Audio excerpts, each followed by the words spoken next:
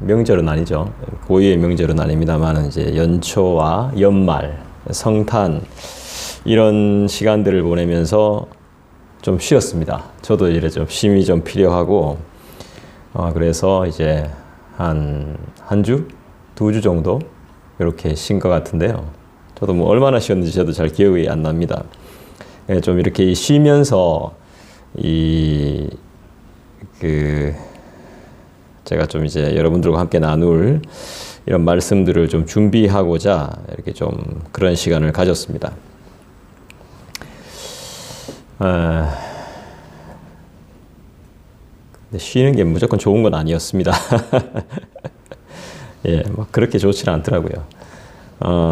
또 뭐 안 쉬는 것도 좋은 건 아닌데요. 무조건 뭐 또 힘들다고 쉬는 것도 좋지는 않은 것 같아요. 흐름이 끊어지는 것 같은 느낌? 그런 생각도 많이 듭니다. 그래서 이게 물론 쉼은 필요하지만 쉬는 게 그렇게 막 많은 유익을 주는 건 아니구나 하는 생각이 들어서 다시 한번 깊은 깨달음을 얻었습니다. 오늘은 이제 하이델베르크 요리문답 제9문이죠. 9문을 한번 살펴볼까요? 하나님께서 사람이 행할 수 없는 것을 그의 율법에서 요구하신다면 이것은 부당한 일이 아니겠습니까? 이렇게 묻고 있네요. 하나님께서 사람이 행할 수 없는 것을 요구한다. 율법을 통해서. 사실 우린 율법을 지킬 수 없죠. 예를 들면 십계명이 우리를 위해 만들어져 있다라고 말하지만 실질적으로 우리는 그 십계명에 대해서 막 그렇게 사모하거나 지키고 싶어 하거나 때로는 외우지도 못하는 그런 상황입니다. 그죠? 솔직하게 말하면 어디에 정신이 팔려 있는지는 모르겠지만 외우질 못해요. 외우질 못하고 생각도 잘 안 하고 요즘은 아마 관심도 잘 없죠. 그 율법을 통해서 요구하신 그런 지키지도 못할 것들을 하나님께서 우리에게 요구하신다면 이건 부당한 거 아니겠습니까? 지키기 힘든 건데 이걸 우리한테 왜 요구하십니까?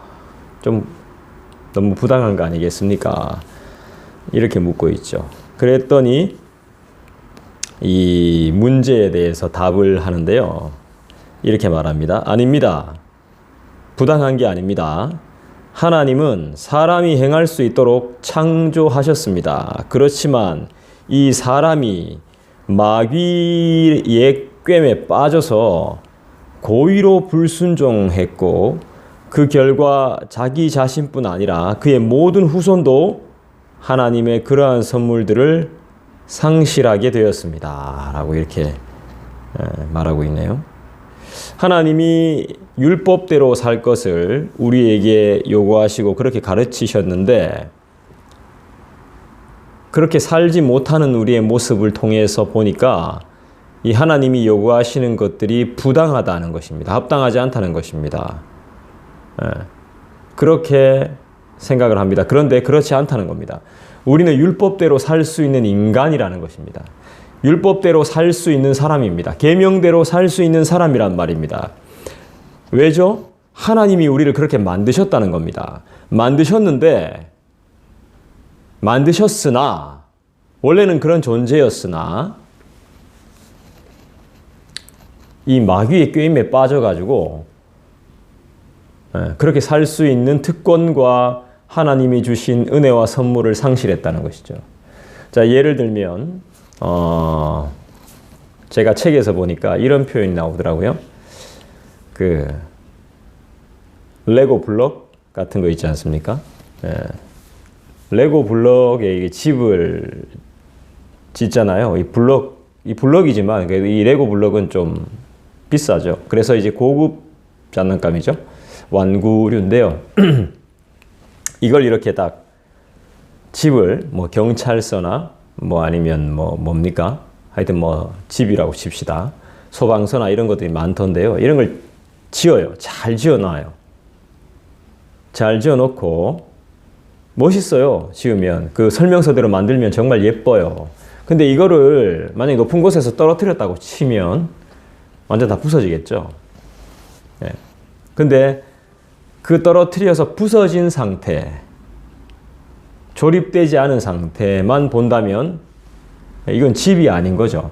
그냥 블럭일 뿐이죠. 부서진 장난감일 뿐입니다. 근데 이 원래 집을 지었던 사람은 그 이제 블럭의 부서진 상태뿐만 아니라 아주 멋있는 집이었다는 걸 알 수 있죠. 집의 기능, 그 다음에 경찰서의 그런 기능, 그 다음에 이제 뭐 소방서 같은 거, 이런 것들을, 이런 모습이 있었다는 걸 알고 있는 겁니다. 마찬가지로 우리도 그런 모습이 있었습니다. 그런데 마귀의 게임에 빠져서 이걸 상실하게 됩니다. 하나님은 사람이 행할 수 있도록 창조를 하셨고요. 하셨는데 우리 창조받은 인간이 하나님의 말씀을 듣기보다는 사탄과 마귀의 게임에 빠져서 불순종했는데 그걸 고의로 불순종했다라고 나오네요. 그 결과가 어떻게 됐습니까? 나뿐 아니라 후손들까지, 우리 모두까지, 우리 선배부터 시작해서 조상부터 시작해서 우리까지 계명을 지킬 수 있는 힘과 능력을 상실하게 됐다는 것이죠. 우리가 선물 받았습니다. 어떤 선물입니까? 행동할 수 있습니다. 그렇게 움직일 수 있습니다. 선하게 살 수 있습니다. 하나님을 기쁘시게 할 수 있습니다. 하나님이 원하시는 대로 계명과 율법을 다 지켜 행할 수 있습니다. 순종할 수 있었습니다. 이게 우리의 선물이었습니다. 근데 이 모든 것들을 상실하고 말았습니다. 인간은 원래 이렇게 악한 존재가 아니었습니다. 그죠? 인간은 이렇게 어리석은 존재가 아니었습니다. 자기만 아는 존재가 아니었는데 게임에 빠졌다는 건 유혹을 받았다는 거겠죠. 유혹을 받았다는 것도 어떻게 보면 틈을 열어준 거죠. 그러니까 우리는 하나님을 기억하지 못하면 다른 쪽으로 마음이 열리게 됩니다. 하나님을 믿지 않으면 다른 걸 믿게 됩니다. 이건 틀림없는 사실입니다. 제 경험으로도 그렇고요. 저도 말씀을 연구하고 기도하는 일에 전무하지 않으면 전 다른 짓을 하게 됩니다. 어쩔 수가 없습니다. 다른 생각을 하게 돼요. 열심히 공부 안 하면, 연구 안 하면 다른 쪽으로 마음이 쏠리게 됩니다. 열심히 하다가도요, 엉뚱한 쪽으로 마음이 가요. 이게 인간입니다. 상실했기 때문이겠죠. 고의로 불순종했다고 말하는데요. 일반적인 이 고의라는 이 고의적, 이 일반적인 뜻이 사전에 나오는 뜻이 일부러 하는 행동이나 생각이라고 합니다. 일부러 생각을 안 해도 되는데 일부러 하는 행동이나 생각. 이 법률적인 용어로 이 뜻을 살펴보면 고의적이다라는 것을 살펴보면요. 자기의 행위의 결과가 어떠하리라는 것을 알면서 결과를 알고 있으면서 그 행위를 하고자 하는 심리적인 의식의 상태를 말한다고 합니다. 이 법률적인 용어입니다. 저는 이거 처음 알았습니다. 이걸 통해서 어떤 결과를 얻게 될 것을 알면서도 한다는 겁니다. 그걸 하고자 하는 결과를 알면서도 좋지 않을 거라는 것을 알면서도 행복하지 않을 것이라는 것을 알면서도 심리적 의식의 상태를 말한다고 합니다. 사전은 이렇게 밝혀주네요. 알면서 결국 고의적으로 일을 만든다는 것은 결과를 안다는 것인데 좋지 않고 나쁘다는 것을, 그럼 전혀 모르고 죄를 짓는 사람은 없다는 말이 되는 거겠네요. 아니면 잘못 생각하든지 행복하겠지, 좋겠지, 더 나아지겠지, 이런 다른 생각을 하면서 일을 만들게 되는 것이죠. 어떤 분이 이런 이야기를 하더군요. 사과하지 마십시오. 사과하실 필요 없습니다. 자신이 한 일에 책임지십시오. 참 무서운 말이죠. 어떻게 책임을 집니까? 죄를 졌다면, 책임을 져야 된다면, 죄를 지었다면 그 죄에 대한 책임이라면 어떻게 해야 돼요? 감옥에 가든지 벌금을 내든지 해야 될 겁니다. 몸으로 때워야 되겠죠. 이도 저도 안 된다면 어떤 방법이 있습니까? 책임질 자신도 없고 알려지는 것이 두렵고 몸으로 때울 힘도 없다면 스스로 해결을 해야 되는데 이런 것을 못한다면 어떻게 해야 됩니까? 결국에는. 그래서 사람들이 결국에는 몸으로도 못 때워, 책임도 못 져, 돈도 못 내. 도망치다 결국에는 어떻게 합니까? 숨다가 어떻게 합니까? 결국 그 방법을 쓰게 되는 거죠.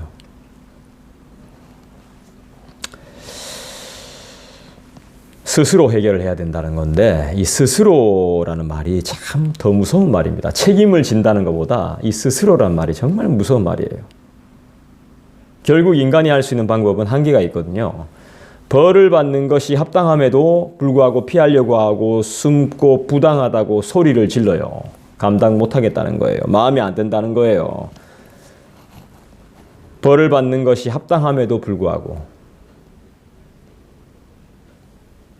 세상 일은 자기의 뜻과 계획대로 움직여지지 않습니다. 하나님이 우리 눈에 보이지 않아서 간섭하지 않는다라는 생각이 드시겠지만 때로는 없다라고 생각하겠죠. 그렇지만 전혀 그렇지 않다는 것이죠. 하나님께서는 그분의 뜻대로 이 세상을 주관하고 계십니다. 하나님이 없는 것 같지만 눈에 보이지 않아서 그냥 세상은 그냥 뭐 자기들 나름대로의 흐름으로 흘러가는 것 같지만 전혀 그렇지 않다는 겁니다. 그렇지 않았습니다. 이것은 부당하다. 이것은 정당하다. 이건 합당하다. 이건 합당치 못하다. 이 문제로 많은 사람들이 논쟁이 많고 시비가 많습니다. 맞습니다. 이 세상 일이나 교회 일이나 온당한 것보다는 부당한 것이 많다고 느껴집니다. 제 생각으로, 제 입장에서 말합니다. 못하는데, 그만한 능력이 없는데 어떻게 이 일을 하라고 하는 거죠? 그죠? 나는 실력이 안 된단 말입니다. 그런데 남들이 다 해요. 나는 못하겠어요. 나는 못하겠고 난 너무 힘든데 이 내가 못하는 일들을 다른 사람들은 해낸단 말이죠. 하기 싫어도 맡겨졌기 때문에 하는 거겠죠. 부당하기보다는 실력이 안 되기보다는 능력이 없기보다는 하기 싫은 거 아닙니까? 귀찮아서 안 하는 거 아닙니까? 자기 자신한테 한번 물어보십시오. 내가 하고 싶은 것은 하나님의 율법을 지키는 것보다 하나님의 말씀을 따르고 그 계명을 따르는 것보다 다른 거 하고 싶은 거 아닙니까?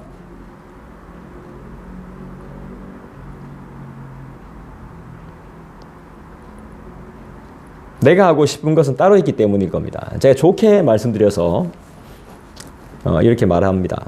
나의 관심 분야가 다른 것에 있는 거 아닙니까?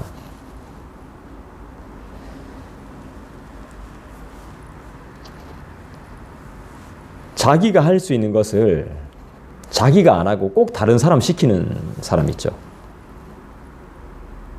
예를 들어 문자나 전화 연락을 직접 할 수 있는데 저에게 하라는 사람이 있었습니다. 꼭 시켜요. 자기가 할 수 있는데. 솔직히 이해가 안 가고요. 때로는 좀 부당하다 이런 생각도 오반지는 모르겠지만 느껴졌어요.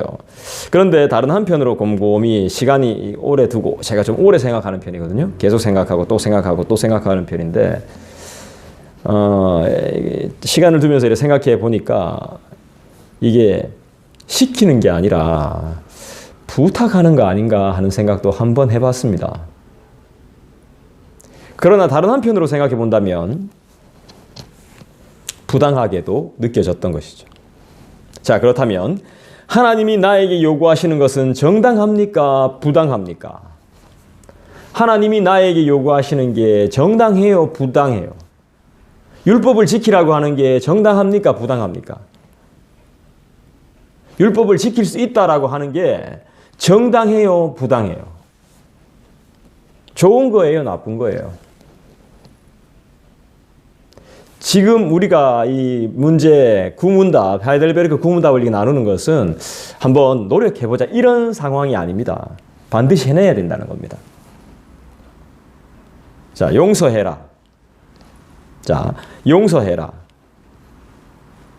저 사람은 용서받을 자격이 없다라고 생각한다면 이 용서란 자체가 부당한 겁니다.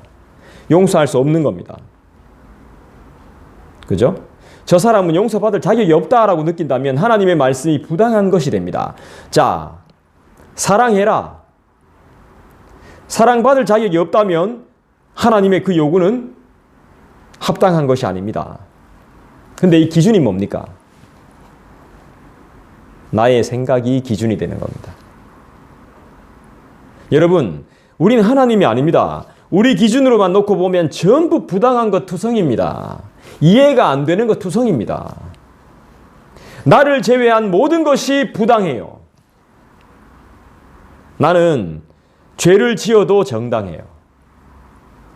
심지어는 그게 죄가 아니에요. 죄가 될 수가 없어요. 내가 한 것들은. 다 정당하고 이유가 있어요. 왜요? 모든 것이 내 중심이니까요. 내가 생각하기에.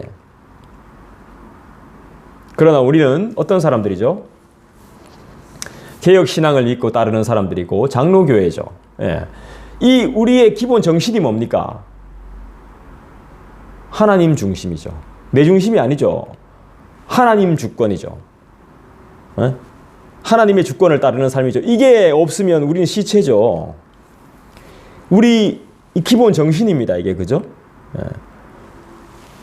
맞잖아요. 하나님 주권주의. 하나님 중심. 하나님의 주권을 인정하는 사람이기 때문에 다시 한번 우리가 생각해 볼 필요가 있는 거죠. 하나님이 보시기에 정당한 것인가, 부당한 것인가, 내가 생각하기에가 아니라 하나님이 보실 때 이것이 합당한가, 합당치 않은가, 이것을 생각해야 된다는 것입니다. 구문을 다시 한번 살펴볼까요? 하나님께서 사람이 행할 수 없는 것을 그의 율법에서 요구하신다면 그것은 부당한 것이 아닙니까? 부당한 거 아닙니까? 전혀 그렇지 않습니다. 하나님께서 그것을 이행할 수 있도록 사람을 지으셨지만 사람이 마귀의 게임에 빠져가지고 고의적으로 불순종함으로써 그 스스로 이 은사들을 빼앗겼으며 또한 그로 인하여 그 모든 후손도 이 선물을 빼앗긴 것입니다. 혹시 여러분의 삶 속에서 내가 할 수 없는 것을 하나님이 요구하신 적이 있습니까? 무엇이 있습니까? 한번 생각해 보십시오.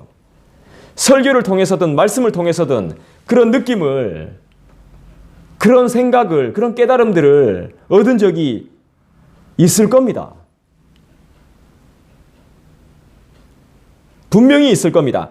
하나님의 뜻과 내 뜻이 너무 달라서 하나님의 뜻을 따르기가 어려운 것이 사실입니다. 저는 개인적으로 우리 인간들이, 우리들이 성경 말씀을 지키며 살지 않으면 반드시 죄 가운데 빠진다고 보는 사람입니다. 제 삶이 그래왔기 때문에 저는 그렇게 봅니다.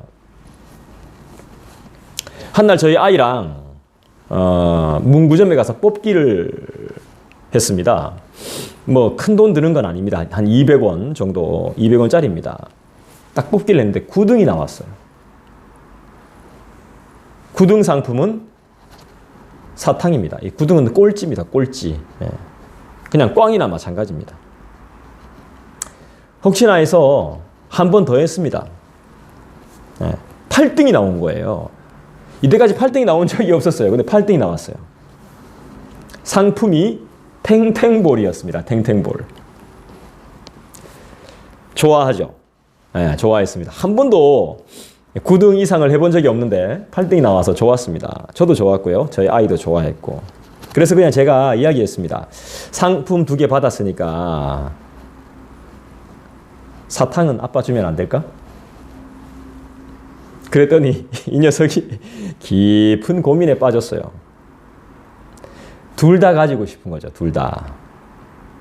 그래서 제가 얼른 눈치채고 아빠는 괜찮으니까 둘 다 너 하라고 했습니다. 근데 집에 도착해서 우리 아이가 이렇게 말하는 겁니다. 아까 전에 사탕 통에서 이제 상품을 꺼낼 때 하나 더 가지고 갈 걸. 이렇게 말하는 거예요. 그러니까 구둥되면요, 그냥 사탕 하나 가져가라 이래요. 그 통에 가득 이래 담아 놓거든요. 사탕을 하나 빼가면 돼요. 그렇게 이야기하는 거예요. 이때 뺄 때 2개를 뺄 걸. 이렇게 이야기하더라고요. 그러면 나도 하나 먹고 아빠도 하나 먹고 좋을 텐데. 내가 이렇게 고민 안 해도 되는데.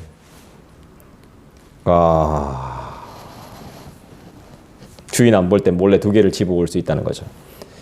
와, 이건 도둑질이죠. 저는 깜짝 놀랐죠. 저도 어릴 적에 이렇게 실제로 슬쩍 한 적이 많거든요. 많지는 않고 좀 있습니다. 그런데 제가 가르친 적도 없는 것을 아이가 생각한다는 것이 놀랐습니다. 놀랐습니다, 저는. 제가 그건 도둑질이라고, 좋은 것이 아니라고 이야기해 줬습니다. 그랬더니 나중에 잠시 뒤에 사탕을 저한테 주는 거예요. 자기는 괜찮으니까 아빠 먹으라고. 자, 보십시오. 할 수 있습니다. 저희 애 6살짜리도 했습니다. 내가 먹고 싶은 걸 참고 줄 수 있습니다. 인간은 그렇게 만들어졌습니다. 저는 여기서 상당한 은혜를 받았습니다. 좋은 것이 아니다. 그건 나쁜 것이다. 물론 그 사탕은 200원도 안 하는 겁니다. 2개 집어와도 될 겁니다. 사실 그 문구점 주인은 크게 손해 안 볼 겁니다. 그렇지만 그렇게 정해놨으니까 그걸 따라주는 거죠. 근데 그걸 어기면 도둑질이라고 이야기해 주는 거죠.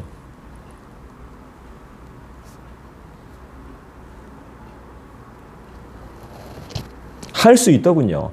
자기가 먹고 싶어도 참고, 가지고 싶어도 참고, 다른 사람을 줄 수 있더군요. 가지고 가지 않을 수 있더군요. 작은 거 탐내지 않을 수 있더군요.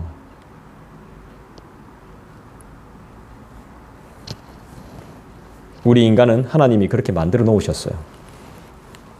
한 끼 굶는다고 죽지 않습니다. 낮잠 한번 건너뛴다고 해서 쉬는 시간에 못 쉰다고 해서 피곤해 죽지 않습니다. 우리는 하나님의 명령대로 살 수 있게 하나님이 만들어 그렇게 창조해 놓으셨습니다. 그런데 우린 그 법을, 그 말씀을, 그 창조의 원리를 어깁니다. 한마디로 말해서 말씀대로 살지 않는 겁니다. 말씀을 무시하는 거죠. 하나님 말씀이 아닌 그 반대로 살면 더 행복할 거라고. 요 방법도 있는데 왜 굳이 그 방법을 사용하느냐. 융통성이라는 이유로 그걸 갖다 대서 그걸 지혜라는 이름으로 바꾸어서 교묘하게 어깁니다. 더 행복할 거라고, 더 맛있다고, 더 좋다고, 더 많이 나눌 수 있다고 그렇게 생각하기 때문이죠. 지금 이 시대가 그렇지 않습니까? 잠시 재미있을지는 몰라도 행복하지 않았습니다. 오히려 상처가 되고 그렇게 살았더니 눈물이 되고 분노가 되고 괴로움이 되었습니다.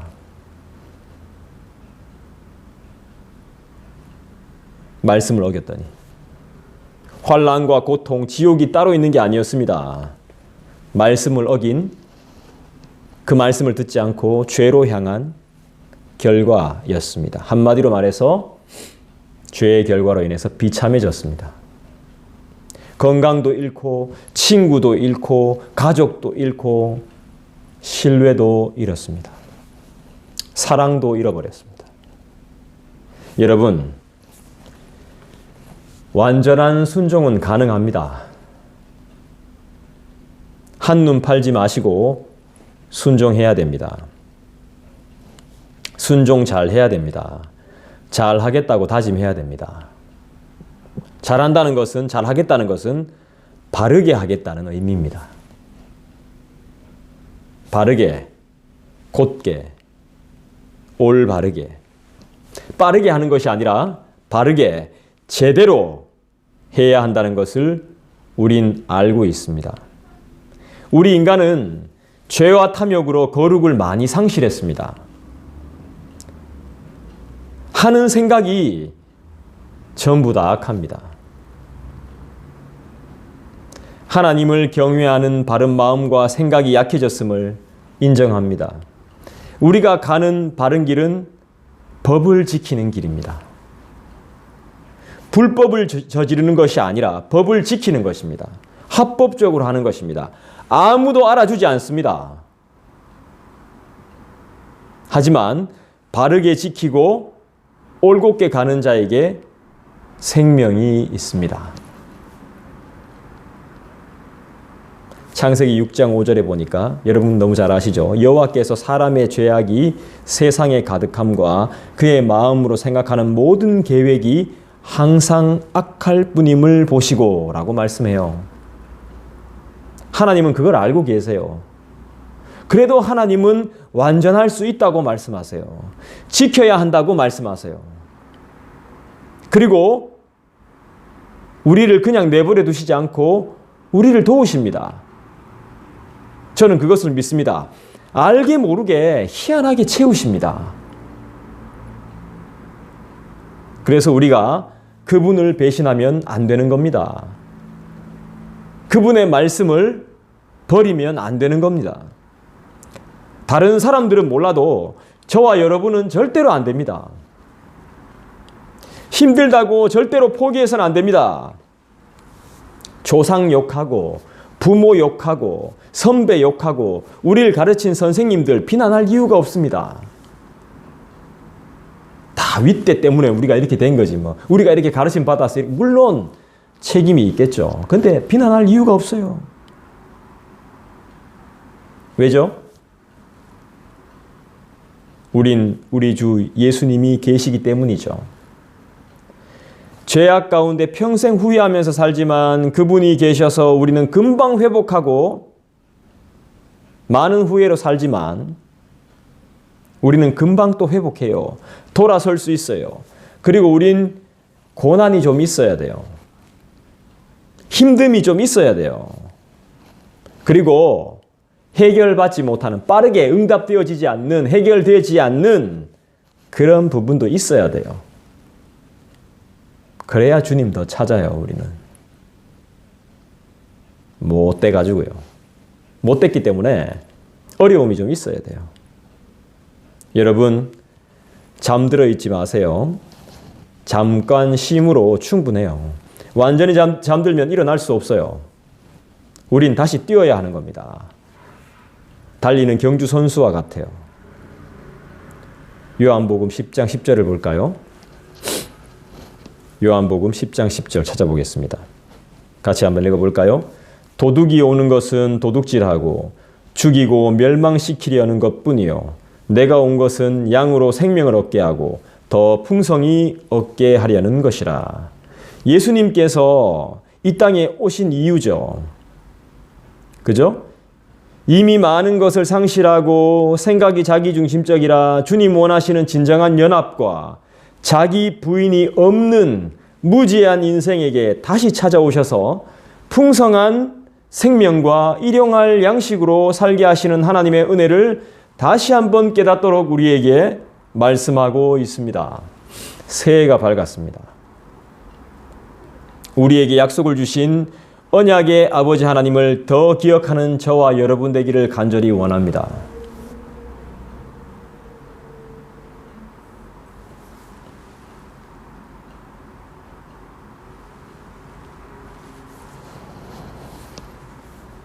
한 사람이 순종하지 아니함으로 많은 사람이 죄인 된 것 같이 한 사람이 순종하심으로 많은 사람이 의인이 되었습니다.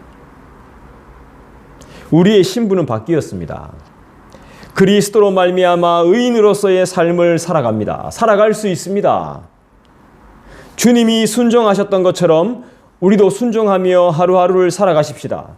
우리의 삶에 고난이 있습니까? 광야처럼 풀 한 포기, 물 한 모금, 나무 한 그루 없는, 생명이 없는 그런 곳에 살고 있습니까? 정말 다행입니다. 그런 곳이라면 정말 안심하셔도 됩니다. 어디 연락할 곳 없고 만날 친구 하나 없는 외로운 삶이십니까? 정말 다행입니다. 안심하십시오, 여러분. 그것이 정상입니다. 주님이 계십니다. 주님과 함께하고 주님의 말씀을 배울 수 있는 유일한 시간입니다. 광야가 저주가 아닙니다. 지금 그 시간을 귀하게 여기셔야 됩니다. 바른 길, 의의 길을 갈 수 있는 준비의 시간인 줄 믿습니다. 이 시간은 두 번 다시 우리에게 오지 않습니다. 이 시간을 놓치면 안 됩니다. 절대로 낙심하지 마십시오. 주님이 우리의 목자이시기 때문에 그 어디나 하늘나라며 그분을 믿는 우리에게 절대로 부족함이 없음을 믿습니다. 할렐루야. 기도하겠습니다. 아버지 하나님, 하나님의 요구가 부당한지 한번 우리가 고민해 봤습니다. 아니었습니다. 전혀 아니었습니다. 오히려 우리가 부당한 사람들이었습니다. 하나님이 그렇게 만들어 주셨는데도 불구하고 제대로 배우지 못했고 제대로 인식하지 못했고 관심을 가지지 않았던, 철저하게 무시해왔던 어리석은 존재였습니다. 주님, 다시 한번 이 요리문답을 통해서 내가 어디로 가야 될지 알게 하시고 우리의 신분과 우리의 위치가 어디에 있어야 할지, 어떤 신분인지 알게 해주셔서 감사합니다. 힘써 한번 지켜보겠습니다 정도가 아닌, 정말 주님이 도와주시면 우리가 해낼 수 있습니다. 주님과 함께 이 새해를 시작하면서 정말 하나님의 말씀을 하나님의 말씀대로 살아보겠습니다. 그 누가 인정해 주지 않고 칭찬해 주지 않는다 할지라도 하나님이 우리와 함께 하시기 때문에, 그곳에 하나님의 말씀에 생명이 있기 때문에 내 마음과 내 지식과 내 모든 것을 거기에 걸겠습니다. 주님, 도와주십시오. 예전에도 그러셨던 것처럼 올해에도 그런 은혜를 주실 줄 믿습니다. 예수님의 이름으로 간절히 기도합니다. 아멘. 자유로이 기도하는 시간 가지겠습니다.